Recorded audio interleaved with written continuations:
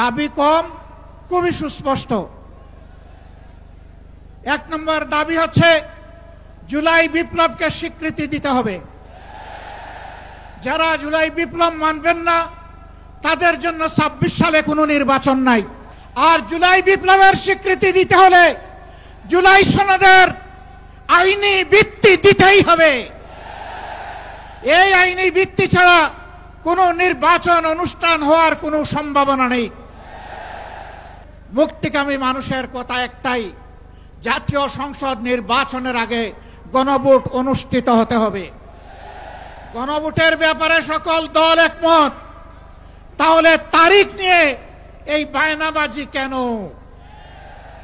একমত হয়ে যখন স্বাক্ষর করেছি সবাই, তখন গণভোট আগে হওয়াই হচ্ছে যুক্তিযুক্ত।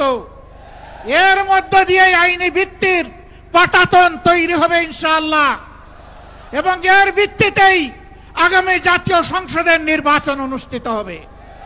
ওই নির্বাচন যখন অনুষ্ঠিত হবে তখন আর কোনো সংশয় সন্দেহ থাকবে না। আমরা চাই আগামী ফেব্রুয়ারিতে রোজার আগেই জাতীয় সংসদ নির্বাচন অনুষ্ঠিত হোক। এইটা দিয়ে কেউ ধূম্রজাল সৃষ্টি করার পায়তারা চালাবেন না, উদূর পিণ্ডি বুদির গাড়ে ফেলবেন না। জুলাই সনদেই যদি আপনি গণতন্ত্রের প্রতি শ্রদ্ধা না দেখান, জাতীয় নির্বাচনে আপনি শ্রদ্ধা দেখাবেন কিভাবে? এই জায়গায় আসতে হবে। সকল বায়না ভুলে যান, জুলাই শহীদের রক্তের প্রতি সম্মান দেখান। জুলাইয়ে যারা লড়াই করেছে বুক টাট করে, যারা পঙ্গু আহত হয়ে এখনো দুঃখে দুঃখে কষ্ট করছে, জনতা কি চায় কান পেতে শোনার চেষ্টা করুন। যদি এই ভাষা বুঝতে ব্যস্ত হন, তাহলে নিজের পরিণতির জন্য যে বুঝতে ব্যর্থ হবেন তাকে তৈরি থাকতে হবে।